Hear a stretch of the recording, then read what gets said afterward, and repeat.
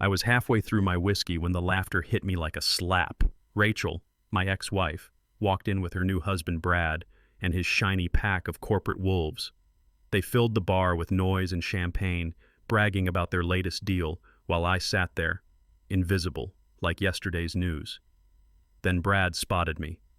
That smirk, sharp as broken glass. "Mike Harris," he said loud enough for the whole damn bar to hear. "Didn't know they let unemployed legends in here." His friends roared. Someone even went live on Instagram. 5 men in suits tearing into one man who once built everything they work for. If only they knew the truth, that I secretly owned their company. This was the night everything changed. Hit like if you've ever been underestimated. And subscribe, because what happened next, they never saw coming. I grew up under Seattle rain, the kind that never yells, just keeps talking until you listen. Nights were cheap coffee and blue light, me bending code into little paychecks for corner shops that smelled like bleach, frying oil, and hope. By 22, I had a CS degree and a laptop that ran hot as a space heater.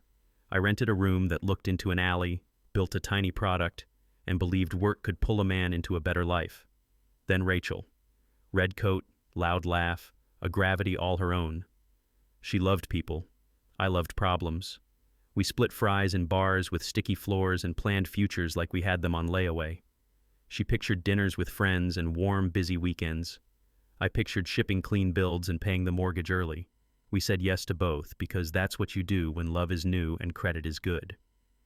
We married at 26. Rain on the vows, cold fingers and warmer hearts under a cheap umbrella. The band played too loud, my tie was crooked, and none of it mattered. We promised to build something that could hold us both. I told myself the storm was outside, not inside. The city gleamed wet and gray. It felt like blessing. Then the sprint stretched.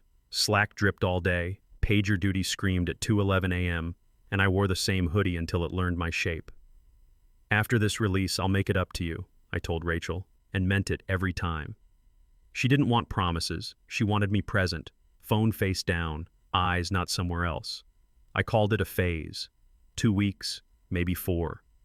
Men like me think we can beat the clock with another hour and a stronger cup of coffee. Dinners cooled. Friday plans slid to next month. I missed her friend's party and blamed traffic. The truth was a bug I couldn't bury. She stopped asking when I'd be home. We lived like careful roommates, passing in hallways with soft voices and hard edges. I tracked KPIs. She counted the times I didn't show. Love is a machine that needs grease, and I kept feeding it metrics. One night I said 15 minutes and disappeared into my screen. An hour later, footsteps down the hall. The bedroom light clicked off. The door closed with a small, final sound that felt bigger than a shout. The house didn't explode. It emptied. And the quiet was loud enough to sting. I was 40 minutes late. Traffic, a server issue, 3 unread Slacks. Pick your poison. The hostess led me through a room of candles and couples to a table where the steak had gone gray and the wine had lost its nerve. Rachel stared past me, eyes on a point behind my shoulder like I was blocking her view. I tried a joke. It died between the napkins. I said, "After this sprint," and she put down her fork, careful, like setting a fuse back in the box. We ate because that's what you do when you can't say what you mean. Silverware clicked. The waiter asked if everything was all right, and neither of us had the energy to lie. On the drive home, we rode in the kind of silence that makes every road sign feel like a verdict. Wipers beat time. My phone lit up in my pocket, and I let it burn out. In the kitchen, under a tired bulb, she finally spoke. "I want a divorce." 4 words clean enough to cut. I looked at the ring on my hand like it belonged to a different man. She didn't yell. She didn't cry. She just stepped aside and let the truth through. A plain envelope waited on the counter. I didn't open it. I recognized its weight. Her lawyer said I chose work over family like it was a simple fork in the road, left or right, love or money. I wanted to ask him who pays the mortgage if I don't, who keeps the lights on, who covers premiums when the world goes sideways. But I didn't. I sat straight, answered clean, watched pens move in neat little strokes that turned a life into paperwork. The judge spoke in calm, practiced tones. Dates, terms, sums, responsibility assigned like chores on a fridge magnet. I signed where they pointed. My hand didn't shake. No one asked if I was okay. Men don't get that question. We get the clipboard. Outside, Seattle rain needled my face until I couldn't tell what was water and what was me. I walked to the car slow, like I was carrying something fragile and invisible. The courthouse door thudded shut behind me. Heavy, official, final. It sounded like a vault. I drove home to a house that knew our old footsteps and didn't recognize mine alone. The mirror caught a man who looked competent and exhausted. I set the papers on the kitchen table where we used to plan vacations and argue about paint colors. The room had the echo of a gym after the lights go off. I didn't pour a drink. I listened to the quiet and felt it move in. I thought the story was ending. It was only getting ready to start.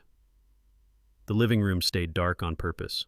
TV on mute, news anchors moving their mouths like ghosts. The wedding photos were in a cardboard box by the door, picture frames wrapped in old t-shirts I didn't want to look at. I kept working, late, then later, because building something felt safer than feeling anything. Friends texted, "You good? Grab dinner?" I let the bubbles stack up, then cleared them like junk mail. Every night ended the same way. Me at the kitchen table with a laptop glow and a cold slice of pizza I didn't taste. I scrolled through old messages and almost typed, then didn't. The fridge hummed. The house answered with nothing.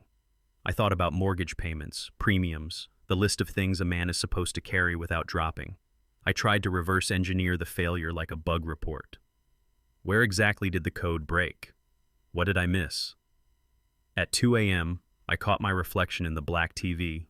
Tired eyes, unshaven jaw, a man who could fix systems but not this. The question landed, clean and heavy. Where did I go wrong? I held it like a hot pan until my hands gave out. I didn't pour a drink. I let the tears come. No noise, no drama, just a quiet, necessary collapse that finally cut through the numb. The conference room smelled like dry carpet and legal pads. Numbers lined the table, valuation, multiples, tax models, each one colder than the last.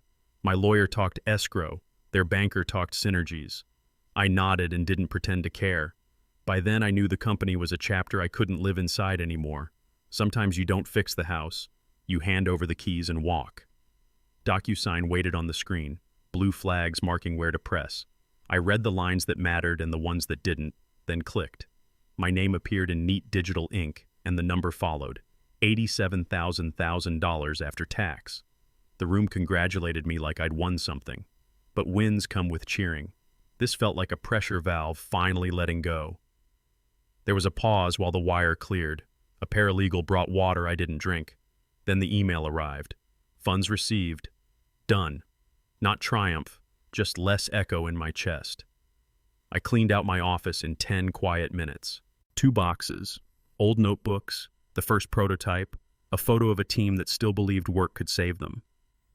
I left the chair spun slightly to the right like I'd just stood up mid-sentence. On the way out, I turned off Slack notifications and deleted 3 drafts I'd never send. I stepped into gray daylight and felt nothing dramatic, just space. I needed distance. From the building, from the noise, from the man I'd been. I pointed the car south and let the Pacific do the talking. The highway curled along cliffs that made you feel small in a good way. I stopped when I felt like it. Gas stations with stale coffee, turnouts where the ocean threw white fists at black rock, towns where the diner lady called me hun and meant it. Nights were motels with thin walls and cleaner sheets than you'd expect. I slept like a man who'd finally put something heavy down. Morning in Seattle meant Pike Place. I stood with a paper cup, steam in my face, fishermen yelling, tourists clapping for flying salmon. Nobody knew me. Nobody needed anything. I was just another guy in a jacket, watching a city breathe.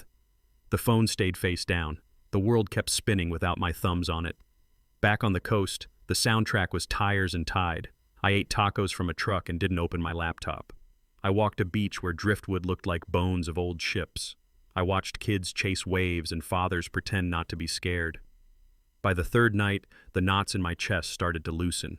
Sleep came fast, clean. At dawn, the sky went the color of a ripe orange. The water caught it and threw it back.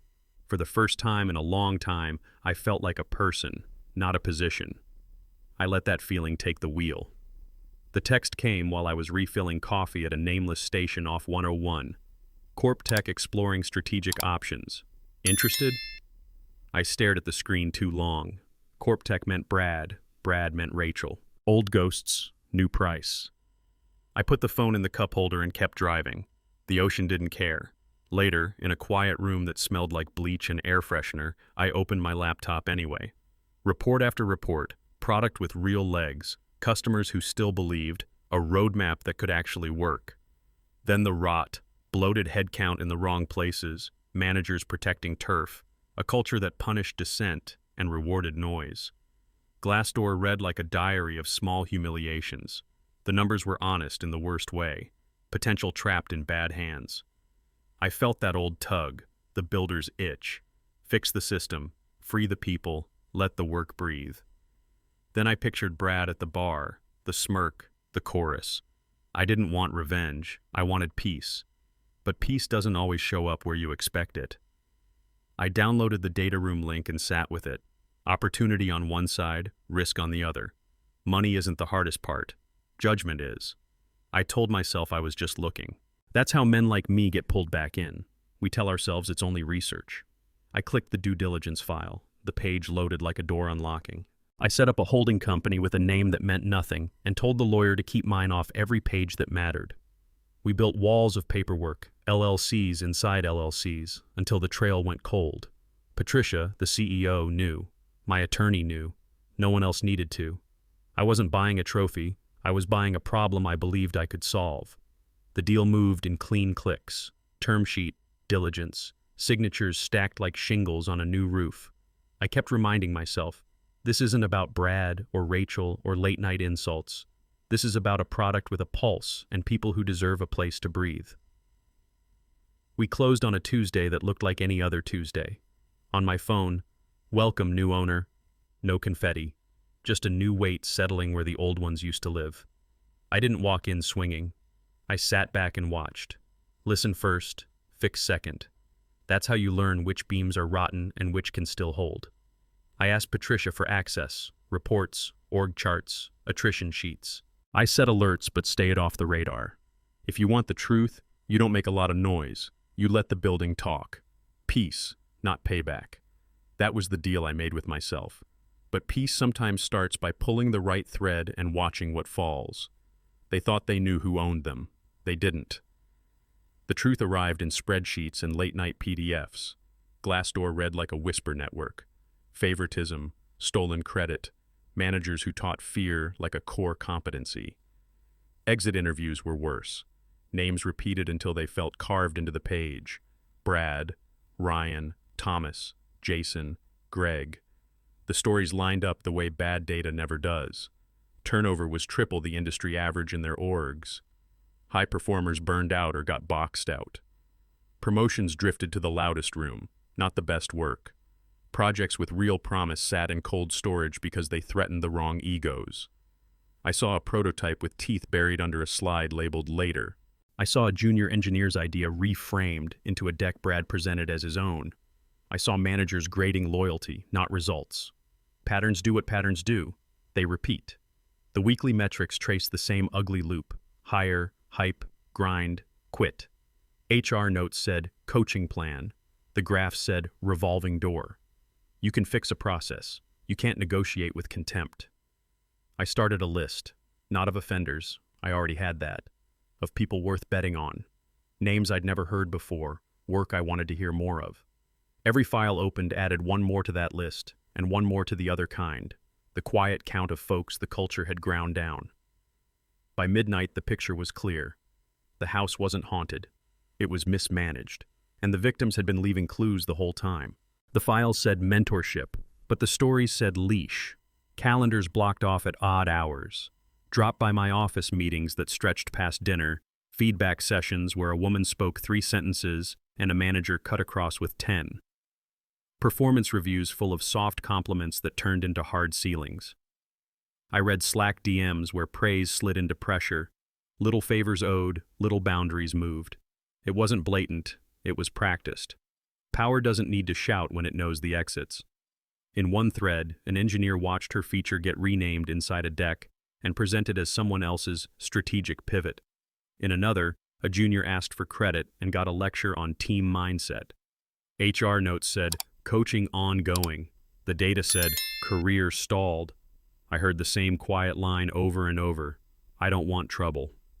Fear makes professionals speak like hostages. The pattern held. Cut her off in the room, claim her work in the recap, offer guidance wrapped in ownership, then note lack of leadership presence at promotion time. You could map it with a ruler. Good ideas went gray in storage because they threatened the wrong ego. Late, alone with the glow of my screen, I opened the anonymous inbox we'd set up. Subject line, please. No salutation, just a single paragraph that felt like a hand reaching through smoke. I read it twice, then a third time. Whatever this was, it wasn't gossip. Something inside me stopped drifting and faced forward. I meant to leave without a word. Pay the bill, step into the cold, let the night swallow it. Then Brad spotted me and changed the weather. He tapped 2 knuckles on the table and his crew peeled off like trained dogs, suits sharp, smiles sharper. They ringed my bar stool, expensive cologne, loud voices that practiced confidence people rent on credit. Mike Harris, Brad said, like he'd just drawn a winning card. Didn't know they let semi-retired legends in here. Laughter hit on cue. One of them lifted his phone and angled it for a live. I saw Rachel at their table, eyes on her glass, thumbs circling the rim. She didn't look up. Comments came in quick, entry-level jokes, LinkedIn jabs, the kind of lines men toss when they want to look strong in a mirror. When do you plan to do actual work again, Mike? Brad asked, crisp, public, final. Knives come quiet, humiliation comes loud. I felt the heat rise and chose not to feed it. Some fights make you small before they make you right. I stood, laid cash on the counter, and met his smirk with nothing. The bartender's eyes flicked at me with a kind of pity I'd seen before. I nodded at Rachel. She let the moment pass like a bus she wasn't going to chase. Outside, the air bit clean. 3 days until the quarterly review. The ocean had given me rest. This city was about to give me purpose. The live stream comments stacked up fast. Someone typed, lazy ex-husband, and the pack loved it. Ryan leaned in, voice friendly like poison. You should apply for entry level, Mike. We hire late bloomers. Thomas grinned. Be honest, how many years of savings left before you go back to real work? Jason flicked at his phone. Your LinkedIn is a cemetery. No pulse, no posts, rough. Greg didn't add a line. He just wore that thin smile people save for cheap victories. Their laughs bounced off the mirrors and came back louder. Phones angled to catch my face, hunting for the flinch. I could feel the room turn, a slow swivel of heads, the way a crowd stares at a fender bender hoping for sparks. Status is loud in places like this. Failure wears a name tag. I tasted metal and kept my hands on the bar. 5 suits, 1 story they wanted to tell. Successful men versus the ghost of one. The bartender slid me a look that said, you don't deserve this. Rachel gave the table edge her attention like it might break. I thought about all the employees these guys had talked over, stolen from, dressed down. The same rhythm, same stage, different target. The camera crept closer. For a second, the whole place saw me the way they wanted me. Washed up, out of gas. Let them. Truth has its own clock. I finished my drink and stood. I set cash on the bar, more than enough because dignity tips well. Have a good night, I told the bartender. I turned to the table and found Rachel. A small nod, nothing loaded, just 2 people acknowledging a bridge that used to be there. She didn't move. That was answer enough. Outside, the Seattle cold cut clean. The door thudded shut and the noise died like a bad song finally ending. I took a breath all the way down. Anger showed up first, hot and certain. I let it pass through and leave something harder behind. Resolve is quieter. It sits in the bones. I walked a block with my hands bare to feel the air. 3 days until the quarterly review. 3 days until the room where their volume doesn't matter and the numbers do. The ocean had emptied my head. This city would sharpen it. I pictured the churn, the exit interviews, the women talked over, the projects shelved so a man could keep his shine. Leadership isn't a speech. It's a spine. My phone buzzed. Nothing I needed. I put it away. No replies. No explanations, no theatrics. Some men throw punches to feel big. I like different tools: time, data, consequence. At the corner I stopped, looked up at the black sky, and said it out loud so I'd hear it in my own voice. It's time. 3 days left. Enough to change everything. At 3 in the morning I called James. He picked up on the second ring, old habit from our startup days when disaster never slept. I told him the whole bar scene, every cheap laugh, every line they threw like quarters in a fountain. He listened without interrupting, the way men do when the facts matter more than sympathy. I don't want revenge, I said. I want to fix the system. Good, he said. Revenge is loud and sloppy. Systems are quiet and final. We went to work right there, half awake but sharp. A checklist took shape. Attrition by org, exit interviews, performance deltas versus industry, Glassdoor polls, expense anomalies, promotion histories, compensation drift, complaint timestamps, chain of custody for every file, witnesses we could validate without exposing them, a clean packet for legal, a separate one for HR, one deck for the room that would actually move the needle. We built a timeline backward from the quarterly review. Gather tonight, verify tomorrow, structure the narrative next, hand it to Patricia for alignment, brief legal, trigger IT contingencies. No drama, no holes. We weren't hunting a headline, we were preparing a landing. Play it by the book, James said. They'll try to make it personal. Don't let them. By the book, I repeated, and felt the temperature inside me drop to something useful. The anger had burned off. What remained was focus, the kind that locks doors behind it. I logged into HRS and pulled 2 years of data. Raw, ugly truth poured out in columns and rows. I sorted by departures, then by department. The same cluster lit up. Brad and his circle. I read exit interviews until the words blurred. Talked over, no credit, hostile tone, favoritism, no path. I highlighted each case, then mapped them against performance scores. High output, low promotion. Mediocre output, fast track. The shape of it was too clean to be random. I cross-checked complaints with calendar history and Slack exports. Mentorship meetings that ate evenings. Review notes that praised team play and punished initiative. Expense reports where client dinners looked a lot like victory laps. I tagged each piece, saved PDFs with timestamps, mirrored them to a secure drive. If it wasn't documented, it didn't exist. So I documented everything.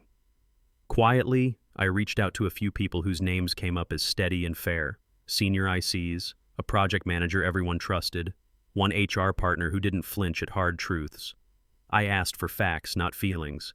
They gave me both, and the stories matched the numbers like a fingerprint. At midnight, I built a summary sheet: turnover, morale scores, grievance counts, productivity loss. The conditional formatting went red across their orgs, a bleeding dashboard no spin could hide. I sat back and stared at the pattern. This wasn't a few bad days. This was a design, and designs can be dismantled. The ledger told a story their smiles never would. Client dinners that looked suspiciously like birthdays. No notes, no follow-ups, same 3 names on every receipt. A vendor contract with a margin that made no sense until you saw the side letter tucked into an email thread at 11:42 p.m. Kickbacks written in careful vagueness. Budget requests routed around policy to fund pet projects. Real work starved while favorites feasted. KPIs polished until they shined. Top line up, but only because churn was hidden under temporary adjustments. The math was pretty. The truth wasn't. I read internal emails where contempt bled through the corporate tone. She's not strategic. He's a doer, not a thinker. Let's keep her in the weeds. Small sentences that betray big character. Expense reports repeated the same steakhouse, the same bottles, the same signatures. Victory laps charged to the company card. In finance notes, I found a quiet warning. Pattern emerging. Review post-Q. It never happened. Brad's shadow was long. I pulled each thread and labeled the fabric. Dates, dollars, names, approvals. Legal doesn't care about outrage, it cares about evidence. So I built a file that couldn't be argued with. Every chart backed by receipts, every claim stapled to a document, every opinion separated from a fact. I saved the packet with a plain name, Irregularities PDF. I sat back and let the weight of it settle in my chest. Not anger, not victory, just the clean click of a lock sliding into place. I started walking floors and booking quiet one-on-ones. Not the loud names, the ones doing the actual work. Sarah Chen showed me a prototype that should have shipped 6 months ago. Her commit history was a backbone. The credits slide had erased her spine. She didn't complain. She just opened the repo and let the code speak. I wrote her name on a card and underlined it twice. Marcus Johnson brought a notebook filled with client notes, real conversations, not slogans. Accounts he'd saved after someone else overpromised and underdelivered. He wasn't flashy. His pipeline was clean and alive. He'd been not yet 3 cycles in a row. I asked him why he stayed. He said, "The team's worth it." I believed him. A young engineer told me he'd been interviewing. "I love the product," he said, "hate the room." He talked about ideas parked in later, PRs that died in review because they didn't come from the right desk. I asked him to give me 3 months. He nodded like a man offering a final chip. Every conversation added to 2 lists: who to lift and where to cut. I sketched a reorg on a yellow pad. Leaner leadership, clearer lanes, no more bottlenecks disguised as mentors. I pictured Sarah at the table she'd been kept from. Marcus with a team he could actually lead. The kid with a runway instead of a ceiling. Hope isn't a speech. It's a plan with names. And my list was getting longer. I built the deck the way a mechanic lays out tools, clean, exact, nothing extra. First slide, our real numbers against their polished ones. Their arrows up, our customer churn in plain red. I pulled anonymous Glassdoor quotes that didn't sound angry so much as tired. Talked over, no credit. Promotion means loyalty. I lined them next to benchmarks. Turnover triple the industry in their orgs. Satisfaction scraping bottom. You can argue feelings. You don't argue math. Then the tape. Clips from meeting cams where a woman barely started a sentence before Brad cut the oxygen, where a junior pitched and watched the idea get renamed and rerouted. I muted the sound and let the interruptions count themselves. Slide after slide, the pattern became its own witness. I wrote captions like labels on evidence bags. Date, team, impact. I kept a second packet no one would see unless they made me show it. Expense receipts, side emails, approvals stamped at odd hours. Legal reviewed it and nodded once. HR prepped termination letters with exact language. IT sat on a script that could shut down 5 logins in under a breath. When I was done, the deck didn't look heroic. It looked inevitable. Title on the cover, Truth over Hype. I clicked through it twice, then again, finding the places to pause, to breathe, to let silence do its work. I closed the laptop and felt something unfamiliar. Calm that didn't need permission. Tomorrow, the room will hear the truth. Not everyone will walk out the same. I met Patricia in her office before the building woke. No small talk. We walked through the agenda like a flight checklist. Brad's team presents first. 10 minutes for their story, then the rest of the hour for the truth. She warned me he's been telegraphing a turnaround, a quick sugar high they'll try to sell as a strategy. He'll overclaim, she said. He always does. Good, I said. Overclaiming leaves fingerprints. We assigned lanes. She'd open the meeting and set rules. No interruptions, data sources disclosed. I'd stay major investor until the pivot, then the reveal, then the evidence, then the decisions. Legal on standby down the hall. HR in the room with sealed folders. IT at the switch, ready to revoke access the second we said the words. Security briefed to keep it boring. No scenes, no speeches in the hallway. The goal wasn't theater, it was order. We rehearsed the handoffs, who speaks when, where the documents sit, which questions go unanswered because the paperwork answers them better. Patricia looked at me over the edge of her mug. We do this by the book, she said. No emotion, no victory lap. By the book, I echoed. Revenge is a spark. Process is a fuse you light once and never touch again. As I left, she added one more line. Whatever Brad thinks this is, it's not that. I nodded. He thought it was a debate. He was about to learn it was a closing. I got there before the sun found the windows. The boardroom carried that hotel lobby chill. Expensive, impersonal, a place where nothing lives long. I laid out handouts at each seat, crisp stacks of numbers that didn't care who read them. The projector's fan hummed like a distant lawnmower. In the corner, a tray of coffee breathed steam and patience. I set my notebook where Brad would see it but not read it. His chair sat head of the table, cocky by design. I looked at the leather and pictured the smirk that came with it. Arrogance is a balloon. It floats until it meets a pin. I thought about employees who'd learned to shrink to survive, about the messages in that anonymous inbox, about the list of names I planned to bet on. Resolve settled in like a weightlifter's belt, tight enough to hold me straight. Patricia walked in, hair pulled back, eyes clear. She gave me a small nod that said, "Ready without wasting the word." I checked the deck one last time, found the spot where I would stop being a major investor and start being what I am. Deep breath, slow out. The second hand on the conference clock clicked like a metronome for truth. Footsteps, voices, a laugh too loud in the hallway. The door handle moved, chrome catching the light. The room exhaled as the door opened, and they came in. Brad went first, sleeves perfect, smile preheated. The first slide glowed with arrows that only point one way. Innovation, he said, and the word hung there like perfume. Synergy, Ryan added, because there's always a second spritz. They talked pipeline like it was a promise and called last week's sugar rush a trend. Each metric had makeup on. Each graph swore it wasn't lying. I kept my pen moving. Dates, claims, the subtle edits that betray a rewrite of reality. Jason chimed in to credit bold marketing, a phrase that means spend now, pray later. Thomas called burn investment. Greg mumbled operational wins that sounded suspiciously like nothing broke today. They applauded each other's lines, a chorus built to make noise, not sense. Brad paced the slide of the quarter like a pastor on Easter. He borrowed words from people he'd muted in meetings and sold them back as vision. I could feel heads around the table nodding from muscle memory. That's the power of a well-practiced pitch. It leans on your wish to be done deciding. I didn't interrupt.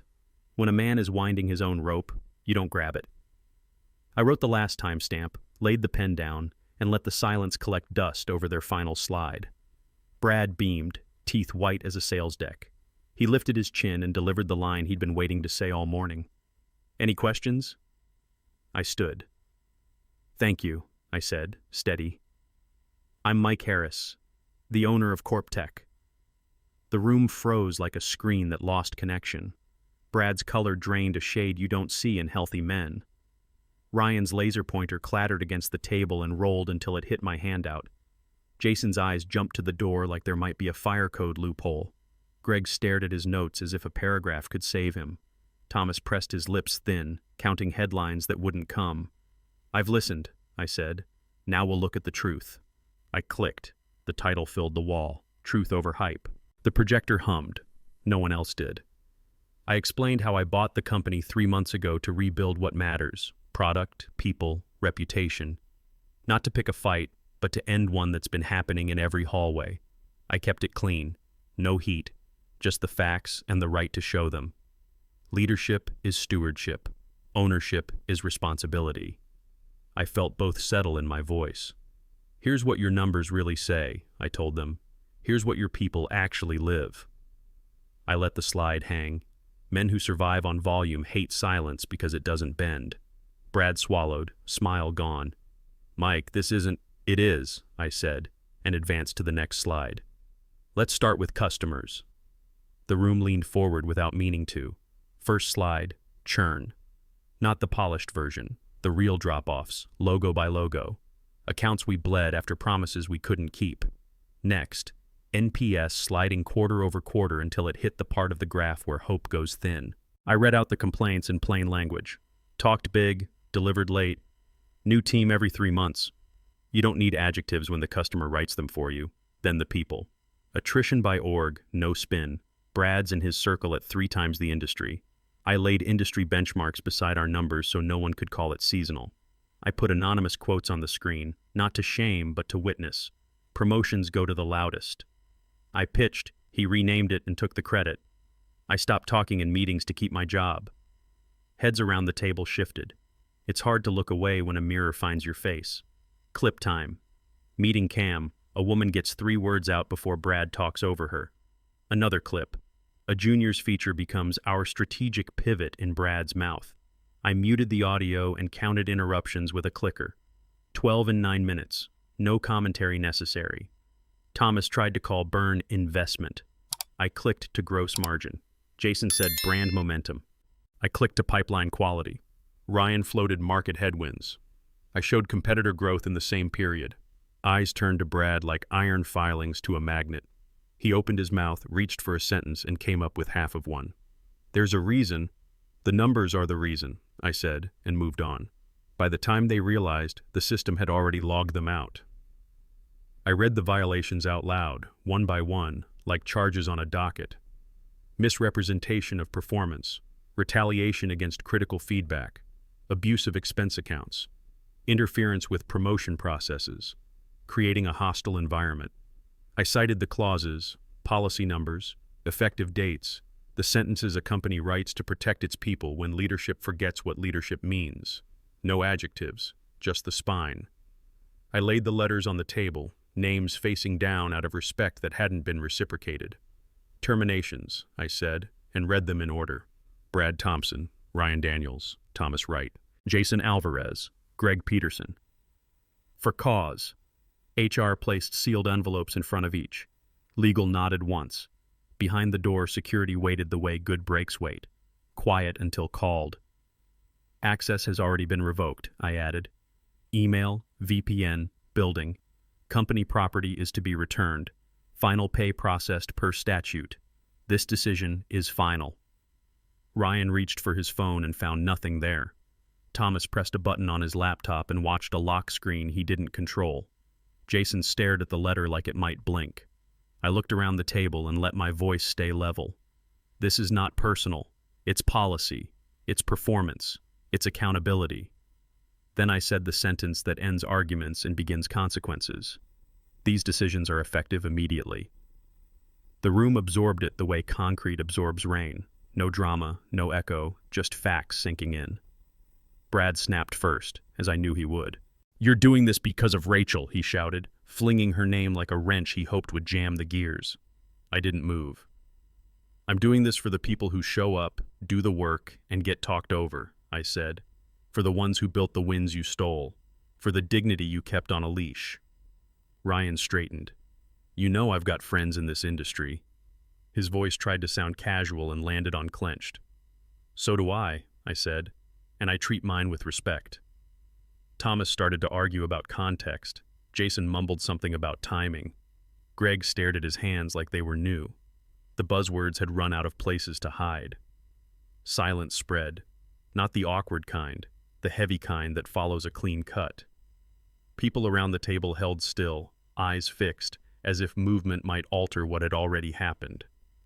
I kept my hands flat on the wood and let them sit with it. I nodded to HR. She nodded to security. The door opened without ceremony. 2 officers stepped in, professional, neutral, the way boundaries should feel. "We'll give you time to gather personal items," one said. "We'll escort you out." Brad's jaw worked, but the sentences didn't come. He looked for a stage and found a hallway. Ryan put his letter in a briefcase with a zip that sounded like surrender. They stood. The room didn't clap. It exhaled. They packed in silence. 5 men folding their careers into canvas bags, chargers, a mug, a framed certificate that looked heavier now. Through the frosted glass, faces gathered then drifted, that office instinct to witness without being seen. No one smirked, no one whispered, just the soft shuffle of endings. Security waited like a period at the end of a long sentence. In the hallway, small things sounded big. Zippers, the click of a pen tossed into a pocket, the rubber breath of rolling luggage. The elevator arrived with a tired bell. They stepped in, avoided the mirror, stared at the seam where the doors would meet. For a second, the whole floor held its breath the way a house does before a storm passes. The doors closed with a weight you could feel in your ribs. No applause. Just a release, like a muscle unclenching after months of bracing. I caught the eye of a project manager who'd weathered too much and said, "You're safe to do your best work." She nodded once, like a tremor breaking into calm. We walked back down the corridor. It felt brighter without anyone turning on a light. Emails stopped sounding like warnings. Footsteps sounded like purpose. Patricia exhaled and said, "Okay." I checked the time, rolled my shoulders, and answered the only way that fit. It's done. We called everyone in. No stagecraft, no slogans. I stood where they could see my face and said what had to be said. We weren't punished today. We were reset. From here on out, we run on transparency. Promotions go to results, not volume. Credit lands where the work lives. If you speak up, you won't be punished for breathing. I laid out the changes like tools on a bench. Anonymous reporting that actually protects you. Clear ladders, what each rung means, how you move. Zero tolerance for bullying, whether it's loud in meetings or quiet in reviews. Manager training on how to lead humans, not spreadsheets. A policy you can point to when someone tries to bend the room. Then I opened the floor. The questions weren't polite. They were honest. Will this stick? What about pay gaps? Who watches the watchers? I answered each with specifics. Audits, comp bans, independent oversight, timelines with dates you can put on a calendar. If we miss them, I said, you'll hear from me first. I asked for their help designing what comes next. Small groups to rebuild process. Open demos every Friday. A wall where anyone can post an idea, and the leadership response sits right beside it. I wasn't promising paradise. I was promising daylight. I ended where the point lives. From now on, people first, profit follows. We'll prove it, together. And for the first time in months, the room felt like a team again. I asked Sarah Chen to step up after the town hall. She came in with a notebook and that careful posture people learn when good work has been used against them. I told her I'd read the commits, the specs, the notes where her name somehow vanished. I said the words nobody had given her. I'm sorry, not for the product, for the theft. She nodded once, eyes steady, jaw set. I asked her to sit. Then I slid the offer across. VP of Product, effective now.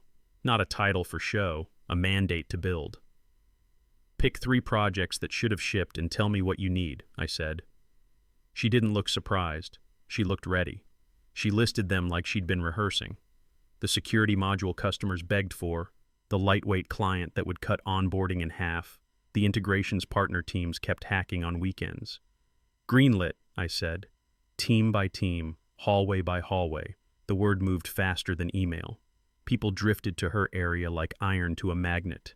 Engineers pulled old branches out of cold storage. Designers opened files that had gathered digital dust.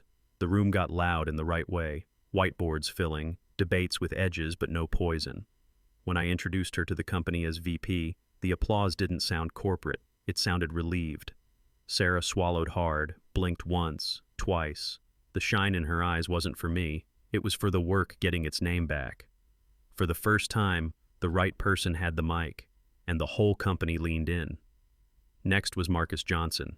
He walked in with a binder that looked like a roadmap, notes in the margins, names underlined, not a buzzword in sight. I told him what I'd seen. Accounts saved by honesty after someone else sold smoke. Renewals earned with follow-through and quiet calls at 7 a.m. You don't win with pressure, he said. You win with trust. That's the kind of sentence men forget until it saves them. I offered him VP of Sales, no ceremony. He didn't grin. He didn't. He exhaled, then asked for 2 things. Stop measuring vanity volume, start measuring deal quality. Rebuild the pipeline on real conversations, not calendar spam. Done. He scrapped the spray and pray cadences and put reps back on planes and phones with a script that sounded like people talking, not commercials. He sacked the discount games and taught the team to say no when a client asked for magic at a coupon price. By lunch, he'd called 3 old accounts to apologize for the noise and promise an adult in the room. By 4, a skeptical client sent over an add-on order with a line that read, "Let's try this again." The rep who'd nearly quit stayed late to ring the bell with both hands. Sales didn't become easy, it became honest. And honest is faster. Marcus didn't spike a football. He scheduled one-on-ones, cleaned his own desk, and told the team, "We earn this every day." Then he did. We didn't paper over it. We rewired it. First, an anonymous reporting line that actually protects people. Third-party inbox, case numbers, updates you can track. Retaliation is a fireable offense. I told managers they'd learn emotional intelligence the way we learn product. practice, feedback, repetition.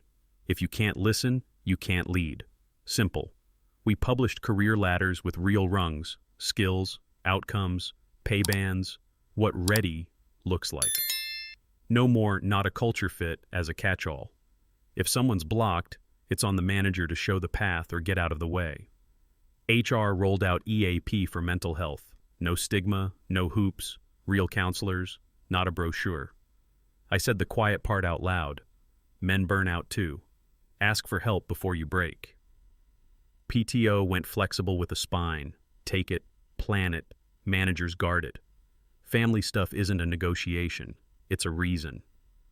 We trained leads to run meetings where ideas survive contact. No crosstalk, attribution captured, action owners named. We put sunlight on pay equity and back pay where it was due. I stood in front of the company and said, no one should be afraid to come to work. Not a slogan, a promise tied to teeth. If we see fear, we fix it. If we hear it, we follow it. I watched shoulders drop an inch. You can't build speed on a floor that shakes. We were finally pouring concrete. It didn't flip overnight, but you could hear it turning. The hallways found their laugh again, the kind that leaks from a whiteboard session and pulls strangers in. Engineers started pitching fixes we didn't ask for, reclaiming cloud spend, shaving load times, ripping out dead code because it offends me. A junior PM ran a Friday demo where the room argued hard and left smiling. That hadn't happened in a year. Slack got quieter in the right places. Less performative urgency, more clean handoffs. Can this wait till morning? Started winning, and the work got better because the people were rested. Onboarding stopped feeling like hazing.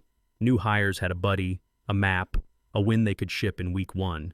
They stopped asking who to avoid and started asking what to build. Customers noticed. Emails came in with a different tone. Thanks for the fast turn. Feels like someone's steering. Keep doing whatever you're doing. Support tickets closed faster because product sat with support instead of lobbing fixes over the wall. Ops stopped celebrating nothing broke today and started bragging about we made it harder to break. We measured without worship. Employee satisfaction climbed 20 points in a month, not because we gamed the survey, but because people answered honestly. The building itself felt lighter. Doors opened without that old hesitation, conversations didn't check for cameras, and ideas didn't need a chaperone. Culture isn't a poster. It's the sound a place makes when people trust each other. Ours had a pulse again. But peace doesn't mean the past is done knocking. The message landed at 10:41 p.m., right when the house goes honest. I'm sorry about the bar. 3 dots. Brad lied about a lot of things. 3 dots again, then nothing. I stared at the screen the way you stare at an old photo, half memory, half warning. She said she was tired. She said she didn't know the whole story. She said it wasn't what it looked like. The words came soft, like rain trying the window. I didn't answer, not because I wanted to hurt her, but because I owed the truth more than I owed the past. The phone buzzed once more and went still, a small creature deciding whether to live or play dead.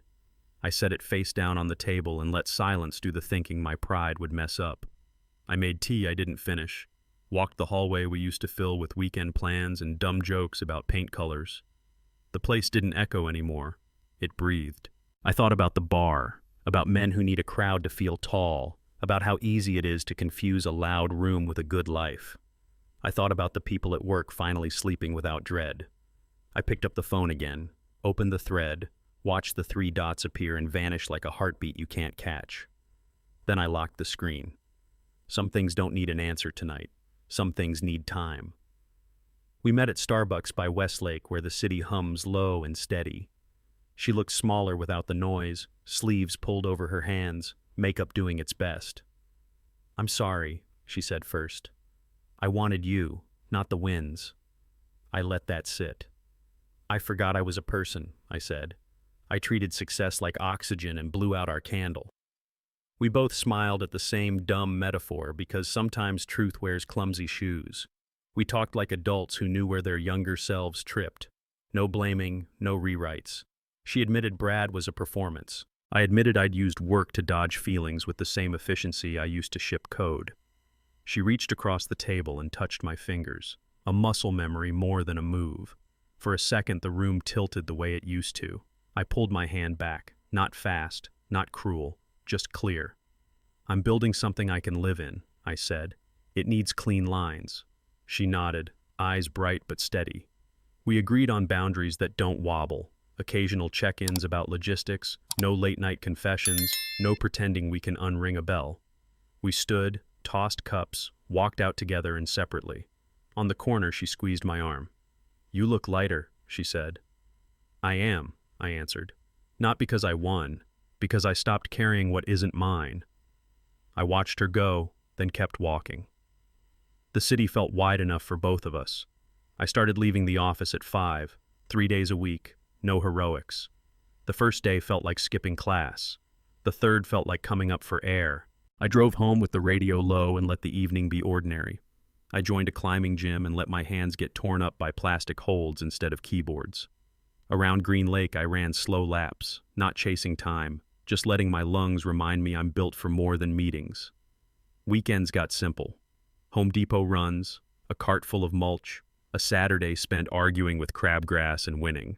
I grilled too much chicken, texted the guys, watched the Seahawks turn easy plays into drama, and laughed anyway. I cooked real food on weeknights, eggs and butter, rice in a cheap pot, vegetables that still snapped.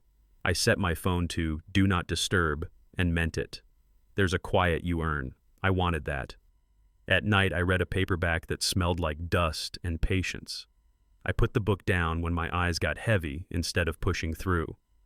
The house stopped feeling like a museum and started sounding like a place you live. Dishwasher hum, shower hiss, a floorboard that complains and then forgives. One evening I checked my watch on the nightstand. Sleep score, perfect. No badge, no applause, just a small number that said I'd stopped fighting the day and let it end. I turned the light off and slept like a person, not a job. Then one night, the universe tested that calm with a question in red lipstick. I met her at a charity thing I almost skipped. Diana Miller, pediatric surgeon, steady hands, steadier eyes. She didn't ask what I did. She asked, "Are you sleeping enough?"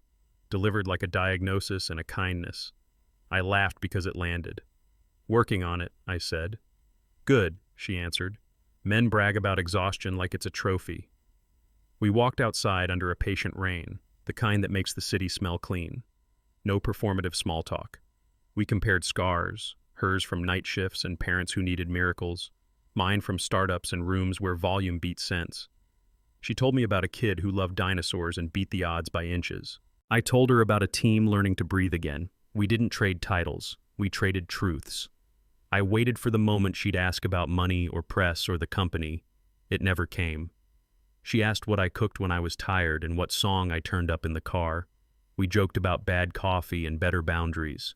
Every beat felt unforced, like a conversation you step into instead of steer. At the corner, she slipped her hand into mine. No theater, no test, just a simple connection, easy as air. I felt something unclench I didn't know was tight. We stood there under a cheap umbrella, two people not fixing each other, not performing, just present. For the first time in a long time, I wasn't auditioning. I was seen, and the night didn't need anything else. Greg asked to meet, no lawyers, no audience, just a table, 2 coffees, and a man who looked like he hadn't slept right in months. He didn't try to spin it. "I got pulled into Brad's wake," he said. Felt good to be inside the circle. I knew better. I did it anyway. He owned the small cruelties, the eye rolls, the silence when he should have spoken, the meetings where he let someone else get cut off because it made his day easier. He never said "but."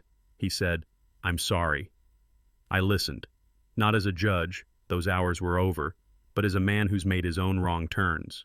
He asked for his job back. I told him no. Clean lines matter. But I told him what I could do. A reference for roles that fit who he is when he's not trying to impress the loudest man in the room. Ops in a place that values steady hands. A chance earned, not granted. We talked about boundaries, what he'd do differently when pressure climbs, what he'd say the next time a room leans the wrong way. He nodded like a man writing it on his bones.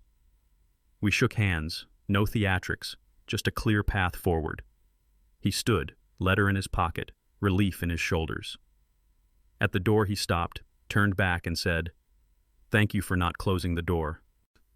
I told him it was not my door. It was his to find and his to open. 6 months taught the building a new sound. Stock up 62%.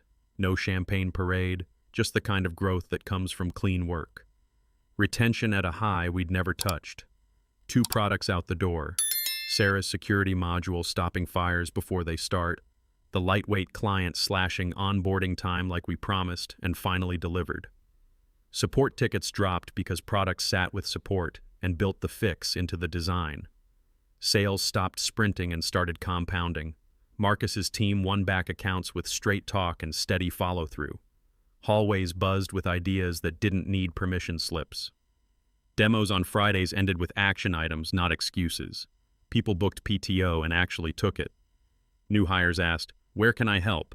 instead of "Who should I avoid?" Glassdoor shifted from warnings to invitations. We still had rough edges, every real company does, but the cuts were honest, not self-inflicted. At the 6th-month town hall, I stood with fewer slides and more names. We called out quiet wins, engineers who killed latency, support reps who saved clients, ops folks who made downtime theoretical. The applause wasn't loud for me, it was loud for each other. It rolled across the room and got under my skin. I looked around and felt something I hadn't felt since before the divorce, before the bar, before the fight. Peace that didn't depend on being right, only on doing right. When the clapping faded, I said what I believed down to the studs. We're just getting started. And for once, it didn't sound like a pitch. It sounded like a promise. If Brad had been decent that night, maybe this would have taken longer. Maybe the rot would have kept its quiet corner, and good people would have stayed small a little while more.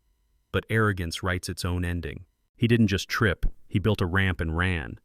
I didn't win because I crushed a rival. I won because the right work finally had a place to stand. Because Sarah shipped. Because Marcus told the truth and customers believed him. Because the quiet ones didn't have to whisper to survive. Success turned out to be simpler than I made it. Safety, so you can risk. Respect, so you can speak. Belonging, so you can stay. And enough light that the right talent shines on its own. Men my age learn this late, if at all. You can push harder, or you can build better. One burns you out, the other builds you up. Revenge is loud and brief. Accountability is quiet and lasts. Justice isn't shouting louder, it's standing firm for each other. If you've ever been underestimated, if you've eaten the joke and kept your head down, if you've had to rebuild from the bones up, tell me your story. Drop a comment. Hit subscribe if you want more of this kind of truth, where the numbers matter and people matter more. Share this with someone who needs the reminder that steady beats flashy and character beats swagger. We're not done. We're just finally pointed the right way.